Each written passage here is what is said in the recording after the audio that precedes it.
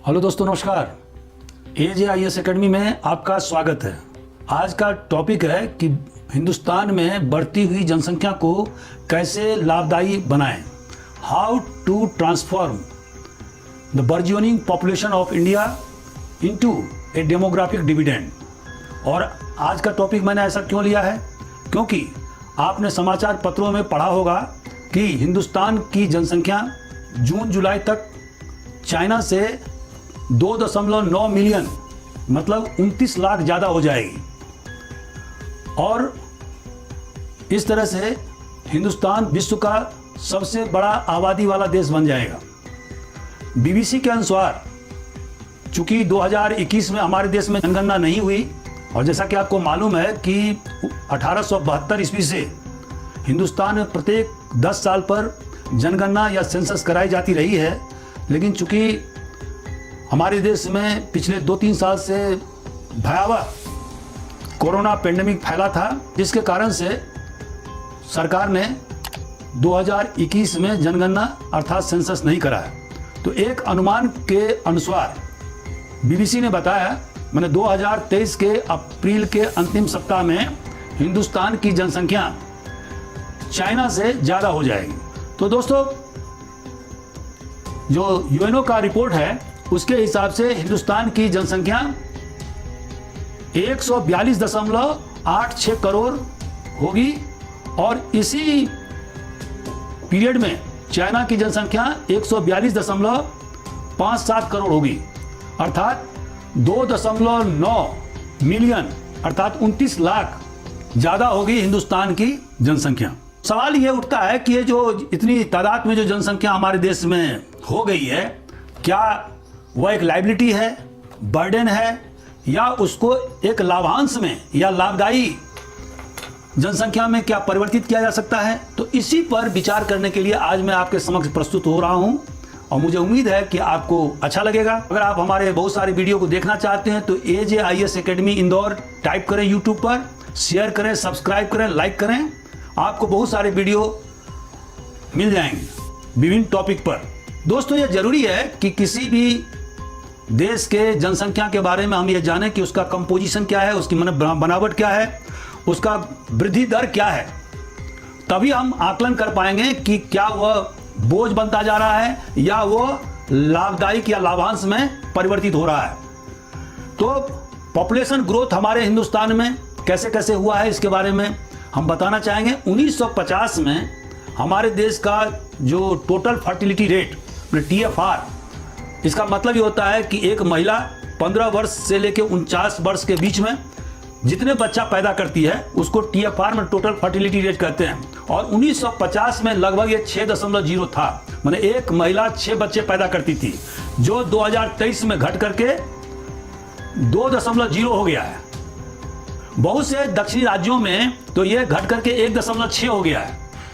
लेकिन अभी भी बिहार, यूपी, झारखंड ऐसे राज्य हैं जहां पर की TFR 3.0 से ज्यादा है, तो उसको दुरुस्त करने की जरूरत है। लेकिन समग्र दृष्टिकोण से अगर आप देखेंगे तो हिंदुस्तान का जो TFR है, टोटल फर्टिलिटी रेट, वह है 2.0, और यह एक रिप्लेसमेंट लेवल पर है कि अगर 2 बच्चे एक पेरेंट्स को होते हैं तो उनके बाद पेरेंट्स के खत्म होने के बाद में, उनके मरने के बाद में ये उसको दोनों बच्चे उसको रिप्लेस कर देंगे। जैसा कि चाइना ने 2001 में 1 चाइल्ड पॉलिसी अख्तियार किया था, जिसके कारण से अभी जो चाइना का जो जनसंख्या है वो असंतुलित हो गया है।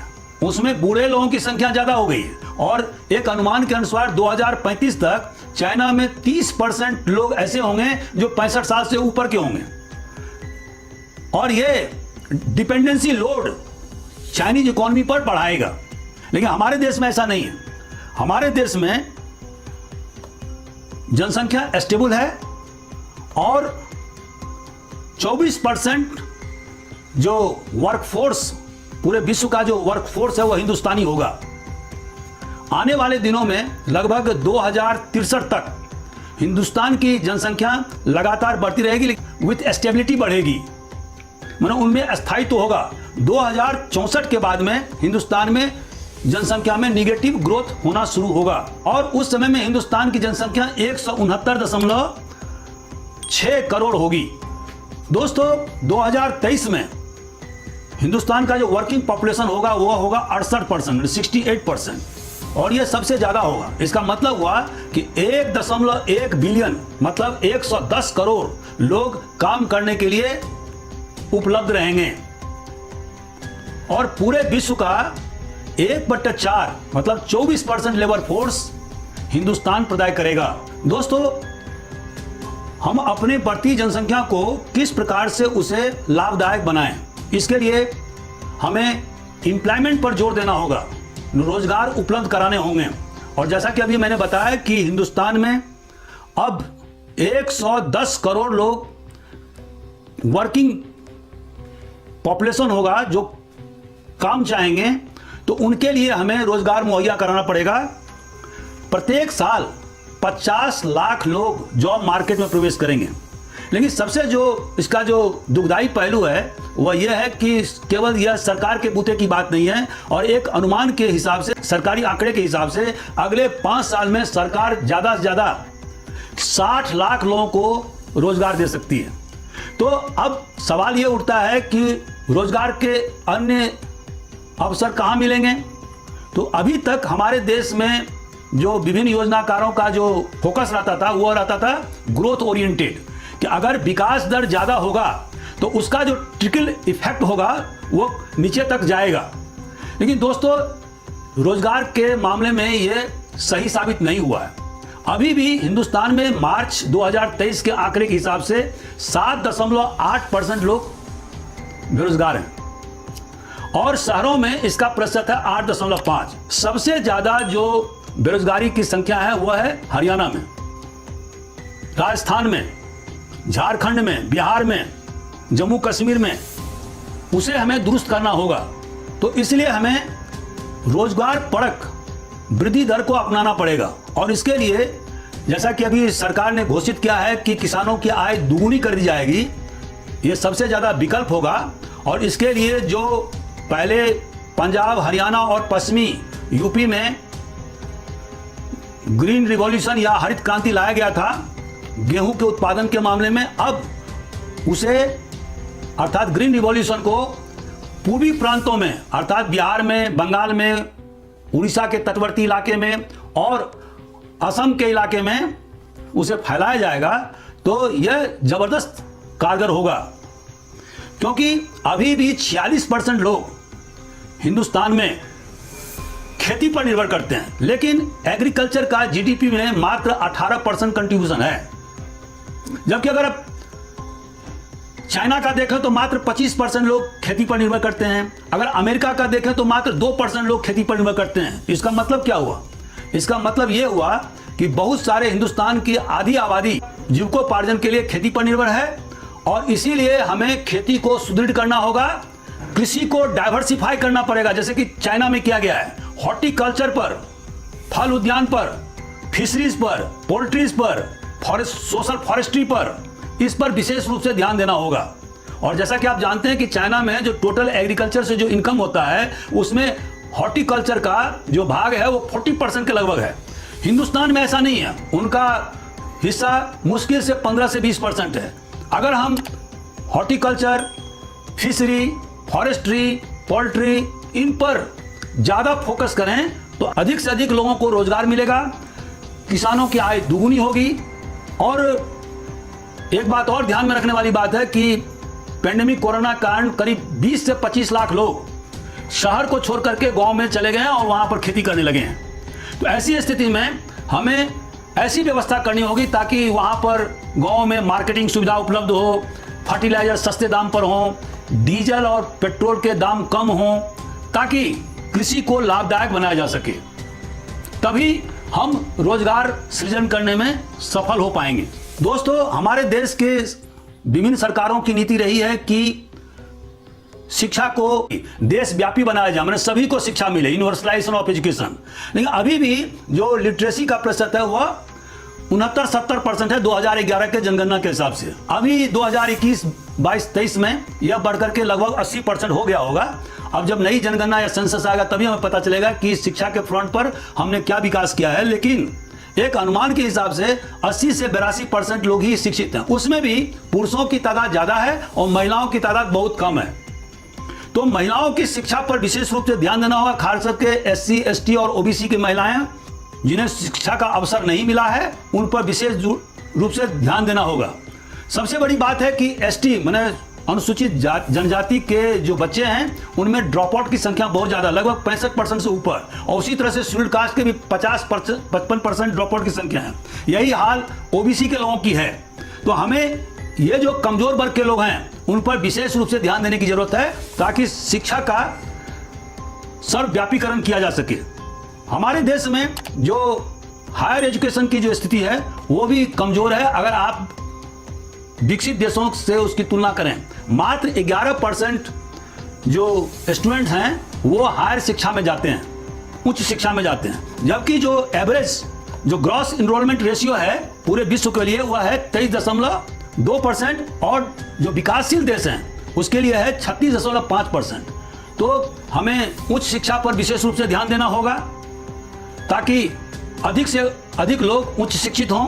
हमारा जो रिसर्च का स्तर है वो भी बहुत कमजोर है। अगर हम चाइना से तुलना करें तो रिसर्च पर एक तो फंड एलोकेशन कम होता है, दूसरा अधिक से अधिक लोगों को हमें रिसर्च में डालना चाहिए ताकि विभिन्न प्रकार के उनके द्वारा इनोवेशंस किए जाएं। जैसे कि चाइना में 100 से ज़्यादा विभिन्न प्रकार के ग्रेन्स का स्ट्रेंस खोज लिया गया है जो कि हम नहीं कर पाए ग्रीन रिवॉल्यूशन के बावजूद। इसी तरह से कौशल विकास पर हमें ध्यान देना होगा और भारत सरकार ने जोर शोर से अभी कौशल विकास पर फोकस किया है। लेकिन अगर चाइना से, साउथ कोरिया से तुलना करें तो हमारा जो लेबर फोर्स है उनका जो स्किल पावर या कौशल है वो बहुत ही कम है, उस पर हमें विशेष रूप से ध्यान देना होगा। महिलाओं का जॉब पार्टिसिपेशन बहुत कम है हिंदुस्तान में, लगभग 19 से लेकर 22% तक। अगर साउथ कोरिया में देखें तो वह 48% है, अगर चाइना में देखें तो वह 42% है। तो जब तक महिलाओं का जॉब मार्केट में ज्यादा भागीदारी नहीं होगी तब तक महिलाओं का इंपावरमेंट या सशक्तिकरण नहीं हो पाएगा, क्योंकि कोई भी विकास जब तक इंक्लूसिव नहीं होगा तब तक वो विकास नहीं माना जाएगा, वो लॉपसाइडेड माना जाएगा। इसी तरह से हमारे यहाँ हेल्थ इंफ्रास्ट्रक्चर या आधारभूत संरचना भी अभी उतना मजबूत नहीं हो पाया, जिस पर विशेष रूप से ध्यान देने की जरूरत है। 50% महिला आज भी एनीमिक हैं, जिनमें खून की कमी होती है। बहुत सारे लोग दमा से, ट्यूबरक्लोसिस से अभी भी पीड़ित हैं। हार्ट अटैक से मरने वालों की संख्या बहुत ज्यादा बढ़ गई है हिंदुस्तान में, उस ओर विशेष रूप से ध्यान देने की जरूरत है। अगर एक स्वस्थ व्यक्ति और एजुकेटेड व्यक्ति अगर लेबर मार्केट में प्रवेश करेगा तो उससे प्रोडक्टिविटी या उत्पादकता ज्यादा बढ़ेगी। दोस्तों, सबसे इंपॉर्टेंट पॉइंट है गुड गवर्नेंस, बेहतर शासन प्रशासन। और हमारे देश में 3-4 पॉइंट हैं जो कि बेहतर प्रशासन में अवरोध किए हुए, रोड़ा डाले हुए। वो क्या है? Inflexible, self perpetuating, forward looking civil servants, माने जिसमें लचीलापन का अभाव होता है। लैक ऑफ अकाउंटेबिलिटी, उत्तरदायित्व का अभाव। रेड टेपिज्म, लाल फीताशाही, काम करना है 5 दिन में कर रहे हैं 1 महीना में। जनता अपने अधिकार और कर्तव्य के प्रति जागरूक नहीं है, उन्हें शिक्षित करना पड़ेगा, अवेयरनेस प्रोग्राम चलाने पड़ेंगे। और अंत में हमारे यहाँ देश में जो लॉ हैं या रूल्स हैं उनका भी सही ढंग से क्रियान्वयन नहीं हो रहा है। तो इन 4-5 बिंदुओं पर हमें विशेष रूप से ध्यान देने की आवश्यकता है। दोस्तों, गुड गवर्नेंस के 8 पिलर हैं और ये 8 पिलर हैं। पहला, अकाउंटेबल, उत्तरदायी होना, ट्रांसपेरेंट माने शासन प्रशासन पारदर्शी होना। और जैसे कि हमारे देश में राइट टू इंफॉर्मेशन लाया गया था, जिसके तहत में करप्शन पर बहुत जबरदस्त रूप से रुकावट आई, क्योंकि अब आपको जानकारी प्रदान की जा सकती है राइट टू इंफॉर्मेशन के तहत में। रिस्पॉन्सिव माने जवाबदार होना, तत्काल रिएक्ट करना। पार्टिसिपेटरी माने भागीदारी होना। कंसेंसस माने सर्वसम्मति का प्रयास करना, अगर कोई निर्णय आप ले रहे हैं तो सर्वसम्मति से प्रयास करना। रूल ऑफ लॉ को फॉलो करना। इफेक्टिव और एफिशिएंट एडमिनिस्ट्रेशन होना, माने और इक्विटेबल और इंक्लूसिव एडमिनिस्ट्रेशन होना। एडमिनिस्ट्रेशन का मतलब, गवर्नेंस का मतलब होता है इंक्लूसिव, माने ये नहीं कि ये फला जात का है या फला धर्म का है तो उसके साथ में भेदभाव किया जाएगा। हमारा विकास, हमारा गवर्नेंस समेकित होना चाहिए और इक्विटेबल होना चाहिए, माने गरीब मजलूम के साथ में न्याय होना चाहिए। तो और अगर इन बातों पर हम ख्याल रखेंगे तो निश्चित रूप से हमारा जो बढ़ती हुई जनसंख्या है वह बेहतर साबित होगा, लाभदायी साबित होगा। तो दोस्तों, आखिर कंक्लूजन क्या है? हिंदुस्तान के पास में अब पोटेंशियल हो गया है कि वह विश्व का मार्केट बने प्रोडक्शन में और कंजम्पशन में। और एक फायदा ये है कि हमारे देश का जो मैन्युफैक्चरिंग कॉस्ट है वो बहुत लो है, क्योंकि यहां पर लेबर बहुत सस्ता है। तो हिंदुस्तान में बने हुए सामान, मैन्युफैक्चर गुड्स, विश्व के किसी भी देश में बने हुए सामान को कंपीट कर सकते हैं, बशर्ते कि टेक्नोलॉजी का अपग्रेडेशन समय समय पर होता रहे।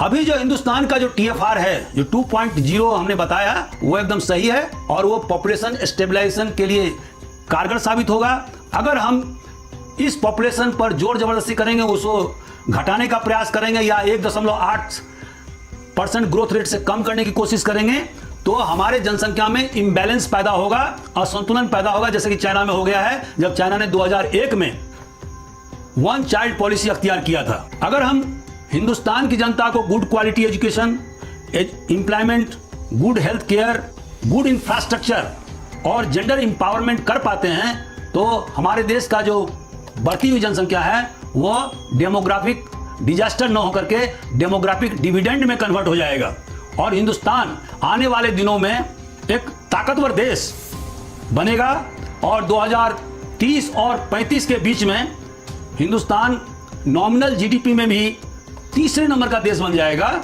यदि हम अपने आधारभूत संरचना, शिक्षा पर, रोजगारी पर विशेष रूप से ध्यान देंगे। तो दोस्तों, आज का हमारा वीडियो कैसा लगा, आप इस पर टिप्स जरूर अंकित करें। Thank you very much.